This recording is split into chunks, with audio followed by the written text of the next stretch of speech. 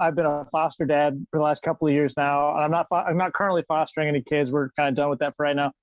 But like seeing the way that the court system plays out with kids in the equation, like it's just nuts, man. Like to see some of the things that people do and get to keep their kids, and some of the things that I hear about, like people getting their kids taken away for, like it's just nuts. And like the goal of foster care specifically is like get people back with their families, to get kids back with their families.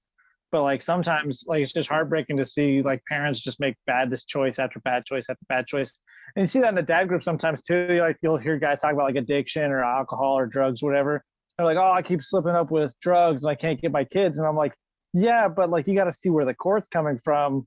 Like they're your kids. They should be more important to you than that. It's heartbreaking a lot of the time. It's nuts. 100%. Yeah. Right. Yeah. So that's awesome and amazing that you're a foster dad. How long have you been doing that? So we fostered for a little over 3 years. So we did it. We fostered 4 kids in total. We ended up adopting 2 of them. So it's kind of crazy, but it's an experience, man, and getting to know a lot of other people that foster. Because when you foster, like there's lots of weird, like not weird rules, but there's lots of rules about who can take care of your kids, and there's kind of some additional requirements. Because remember, like these kids are all coming from like situations of abuse, and so there's a lot more rules to set up to protect those kids.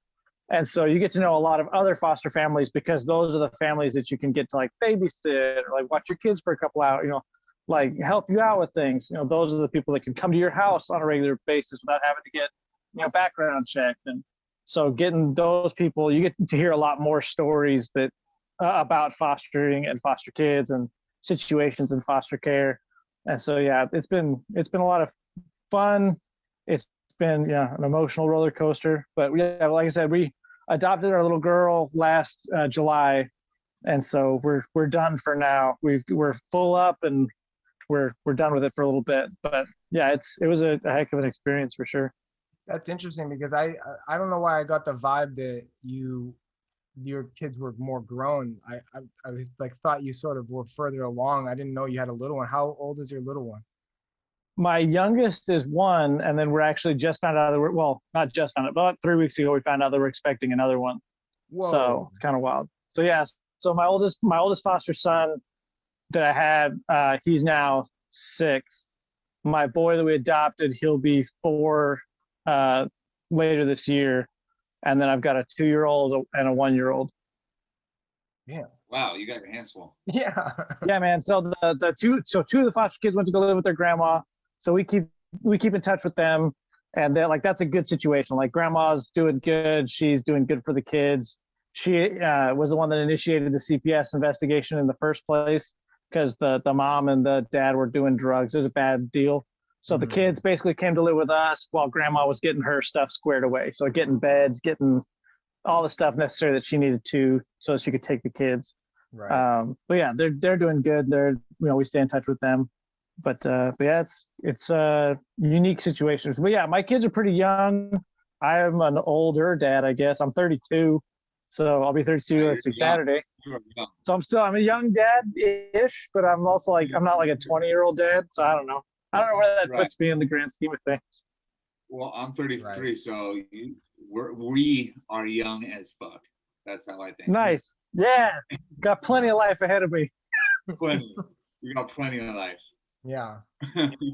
Yeah, I'm 35. I'm going on 36. I feel like an old man. There you go. You are. You're old as fuck. Man. Yeah. 30, dude. After 35, like you're basically dead. You got 1 foot in the grave, 1 foot on a banana peel. You're ready to slip in there anytime. Literally, yeah, literally. I feel in my back too, man. I was gonna ask you about that too, since you've had so many kids. Like, does the back pain ever go away? Dude, like I just finished a 2-mile ruck before I came onto this thing, and like I started working out again specifically because like I did really hard jobs when I was younger, and I know that my back is going to be jacked. So I'm like, I'm just going to keep my core muscles really strong for as long as I can, so I don't have bad back issues. Right. Hey, No, smart move. Yeah, just keep that core tight, and then you'll be good for many years. My biggest fear is that I'm going to turn into a suburban dad and just like grow a gut and just be like weak. That's my biggest fear. I'm coming out of the other side of that where it's like I mean there wasn't enough sleep, there wasn't enough time with like the new one around, like that my physical fitness fell off the map. And I said on an earlier podcast with Jack that like I've never really been out of shape in my life, never really had to worry about it. I've always had something keeping me kind of fit, but now it's like it's insane. You really have to work on finding the time, but I'm finally coming around to where she's old enough I can find some more time and get back into it. But for a while there, it was getting a little scary. I was like, oh man, this is going down the wrong path. So how old is yours? She's a year and a half now, which is crazy to say. I've been counting in months. She's 16 months. You know? There you go. 16 months. Okay, sure. Yeah. Yeah, that's a good age though, because at night you're just starting to walk around, might even be getting some words in there, starting to sleep through the night pretty consistently. That's a good age. Yeah, she's bright, man. She's really bright. Running around, just wreaking havoc. But yeah, she's a handful. But I mean, it's all fun. I mean, as you know, it's nothing but fun. Sure. Yeah. And you just got the one? I just have the one. She's my first. Yeah. There you go. Congratulations, man. Thank you. Yeah. So Frankie, what? I'm surprised that I've never asked you this before, but are you guys planning on having more? Yeah, we'd like another one. I mean, like my wife's an only child, and I can see the difference in her being an only child, having grown up with siblings. So I think it's important to have another sibling around. So I'd love like a little boy, you know, but I'll take whatever I can get. Another girl would be great. I mean, she's great. It's hard to imagine another kid around because she's everything, but Sure. Yeah, as it is now, like. Well, see, so we're gonna be able to adopt. Sorry, hold on. No, it's all good.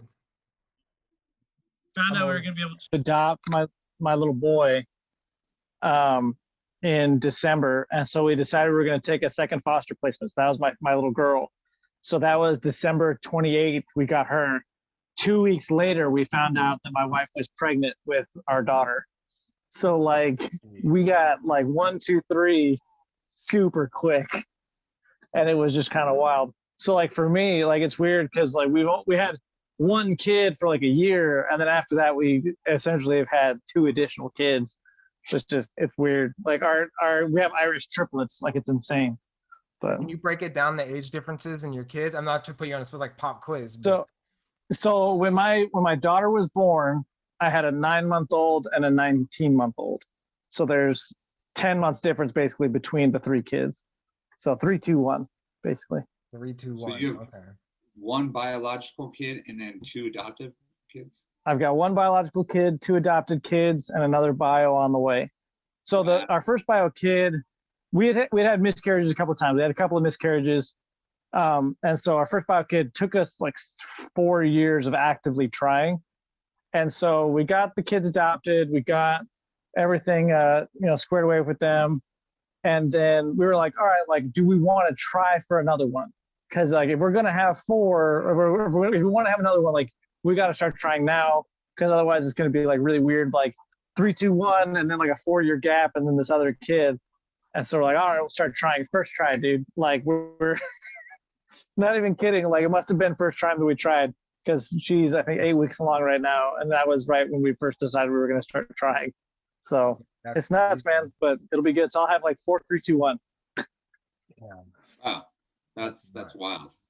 And did you imagine yourself like being a dad? Did you always want to be a dad? Or you just kind of like happened and now so I'm one of 5 kids. And so my dad was an old dad. So he was 43 when my youngest sister was born. So there's a 16-year age gap between me and my youngest sister. So it's a super wild. But like, I mean, I come from a big family. My wife comes from a fairly big family. And so we were both like, yeah, like we want to have kids. And so, yeah, like we'd planned on having kids. And like I said, we had a couple of miscarriages, dealt with that and all the grief and kind of the emotions that go along with that. And then, we said, all right, we want to have a kid before we're 30. We want to make sure that we're starting our family. So we tried for like 4 years to have a kid. And then we decided we're going to go ahead and look at the adoption route. And we decided we didn't want to do IVF because IVF, it's crazy expensive and mostly it's out of pocket. Like there's very few states that have IVF as part of your insurance. Like it's mostly an out-of-pocket procedure. Can you explain what that is a little bit? Yeah, so it's in vitro fertilization, and basically it's what you hear of is like the egg freezing process. So they take an egg from your wife and your sperm donation, they put a bunch of them together, they pick out which embryos are going to be viable, and they say, all right, we've got 30 viable embryos. We're going to put 3 in, and hopefully 1 survives and implants, and then you're pregnant. So it's like a $15,000 to $30,000 process depending on where you get it done. And it can go just through the roof, astronomically high, as much as you want to pay for it, basically. Yeah. And so we got started looking at adoption. We're like, well, even like international adoptions can be pretty cheap. Even in international adoptions, like $10,000 to $20,000 typically. And then private adoption. So that's where like you find somebody that's pregnant and adopt their child. Most of the time, it's whoever's willing to spend the most money gets the kids, basically. Yeah. So some people will spend, $30,000 to $100,000 per child to adopt. And so we're like, well, what about like foster care? Like those kids need the love, need the home. And so we looked into fostering. And so we decided that was going to be the path we were going to take. And we went down that road, and we got a lovely little boy, and he's, just was a month out of the hospital. His mom was a heroin addict. And so she was born with heroin. He was born with heroin in his system. So he was in the hospital for a month while they gave him morphine to drip down his basically opiates in his system. Jeez. And so, we got him, and he was this little boy. But like the crazy thing is, because like the heroin in babies, it makes their muscles tense up. And so like he just like be like mad as hell all the time, like look little Hulk. And so we'd have to like rub his muscles out so that he would like relax his arms and legs. And I remember like to this day, it's something that makes me choke up. Like his breathing was so ragged. Like just like to hear him breathe was just like scary, because you're like, what breath is going to be his last kind of thing.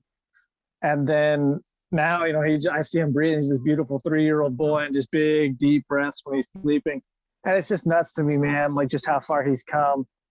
But yeah, we decided we were going to foster, and if you adopt out of the foster system, depending on the circumstances, it can be free or as low as like $1,200 to adopt. So for us, both of our adoptions were free. They were paid for by state subsidies. That's so, amazing. We got 2 kids for free, essentially. Just had to, show up and feed them. So and it's like a regular kid, right? That's how regular kids work. That's an amazing story, and I gotta say, you're a fucking saint. That's insane. I don't know if I could. I mean, just to go through something like that would just destroy me. And obviously, like it hit you right in the feelers. Wow, that's wild. But knowing now, like, man, since we have a kid, it's like you can understand, like, once you care for like a little one like that, it's like you do anything for them, Correct. Yeah. That's somebody phrased it like there's very few people on this planet that I would scorch the earth for, and they all live with me. Like that's I'm like, yeah, that's fair. Yes. Absolutely. Right. They're my kids. Yeah. That's awesome. And okay. So what made you? So you had your biological kid, and then what? You guys were trying for a second, and it took a while, and then you were just thinking about adopting, and then you went the foster route. So the bio kid is actually my youngest kid. So we weren't pregnant. We had a couple of miscarriages. Weren't sure. The docs weren't sure what was going on, and basically told us like they weren't sure if my wife was ever going to be able to get pregnant. And so they said, you can go through and do, all this crazy expensive fertility treatment, or you can, look into some other options. And so they gave us like, all the options were like $30,000 plus. And my opinion was like, if we're going to spend $30K, like we're going to have a child, like we are going to adopt a child, whatever that takes. Right. And so we adopted my boy. And then we got the foster placement for my middle child, my middle girl. And then 2 weeks after we got that foster placement, and we eventually got to adopt her, but 2 weeks after we got her as a foster, we found out that we were pregnant with my youngest, my biological daughter. Wow, man. Damn. Oh, my That's light great. went out. Yeah, it's I'll nuts. fix my light real I like to hear that. That's great. That's just great. Good on you. Yeah, and like you said, like you said, I'm a saint. Like I don't think I did what I needed to do to have kids because I wanted to have a family. And with that said, it sounds super selfish now because I'm like, I want kids. I'm gonna adopt this kid. Like it sounds super selfish, but on the flip side, like I don't think that I do anything more than what an average parent does. I think that the difference is that I got to choose to step up, which is kind of a weird situation to be in. And the weird thing about like fostering in particular is you don't know for sure what the outcome is going to be. Like very few cases are set up where like, from the beginning, you're going to get to adopt. So like worst case scenario, like I knew some families that went through just really crazy stuff, like would get the kid, had the kid for like 6 months, kid went to go live with dad beat the shit out of the kid. Kid came back into care. They'd be in care for 6 months. Dad would get his act clean, work all of his services. Kid would go back to dad. Like the dad would beat the shit out of the kid again. Kid would come back into care. Dad would go to jail for a year. Like grandma would step in, and then like grandma, once dad got out of jail, let dad take the kid again, and then, just like repeat situations over and over. And like you just feel for these kids, man, because they just like get the short end of the stick a lot of the time. So for me, like stepping up and being a foster dad, like it was just an opportunity to stop the cycle for some of these kids. And it wasn't anything like that. It wasn't anything like selfless of me because I wanted to have kids, one, but then two, like, I don't think that it's anything that anybody else wouldn't have done if they were in my shoes, if that makes sense. I think everybody has the power to be a superhero. We need like more people to step up like that. I mean, like my wife being adopted, we thought about it, but we knew we could biologically have a kid, but it's still like touches her, the whole subject. And I was going to tell you a story. I told Jack this story many times about my wife's whole adoption thing. When she was adopted, she has no memory of her biological family, but like she had her parents stepped in and they were one of those hero families that came in and like paid for the hospital bills, flew her mother out from Michigan, put her up in an apartment, like the whole thing, made sure she was taken care of and like healthy. And she was super religious, the biological mother. So they were hiding it from her family. So they were keeping it secret. And just before the baby's ever born, all the work that goes in to do it right. And there's just not enough people out there that are willing to go through that, care enough to do it. So it's like, yeah, you might not think that you did this great thing. I know you did a great thing, but it's not like you're trying to be someone. It's like you felt compelled to do it, but thank God you felt compelled to do it just because there's so few of you out there. I mean, even for me now having a kid, I don't know if I could adopt. So I don't know if I could adopt. Like I really just being honest, I don't know if I could do it. But then if you meet the kid first, like, in your situation, knowing the situation that they're coming from, that might be a little bit different because you're kind of already drawn in, but you could speak more to that than I would know. And that's a good point, Frank. But so I don't want to compare kids to animals at all, but I'm going to. So if you foster a kid, correct me if I'm wrong, but you're taking care of that kid until they find a forever home. Yeah, there's a couple different situations you can be in, but yeah, like fostering, there's a couple of different things that can happen with a foster kid. They can go back to their parents or, parent or guardian, whoever they came from, if that makes sense. Right. They can go back to a family member or even a friend of the family. So like sometimes the biological parent will be like, oh, I don't have anybody in my family that's willing to take this kid, but I have a really good neighbor that's willing to step up and take this kid. And so that's called a kinship placement. And so there's always the potential that the parents, even like the 9th hour, so like right as you're getting ready to adopt, all the way up until the parental rights are terminated, they can basically put forward somebody to take care of this kid. Gotcha. And then there's a couple of different things that can happen. I don't want to there's a lot of details, but yeah, basically it's all the way up until the judge signs the adoption papers. Basically, like something can happen to screw the process up or delay it. Like there's just lots that can happen. but yeah, so there's like straight foster care, which is like, for example, like what happened with two of my foster kids. Like their mom was in trouble. She couldn't take care of the kids. The state stepped in, removed the kids. They came to live with us for about a month while their grandma got everything situated, got her training in place, basically had a plan with the judge on how they were going to interact with mom, if they were going to interact with mom, and basically got all that nailed down. And then the kids went to go live with their grandma. So, and like we keep in touch. Not everybody does that. Not everybody keeps in touch with foster kids, and like not all the time will the parents like be agreeable to that idea. But like as foster parents, like we want to know what happens to the kids. Like we, you know, they live with us for however long, and you know, you want to take care of them.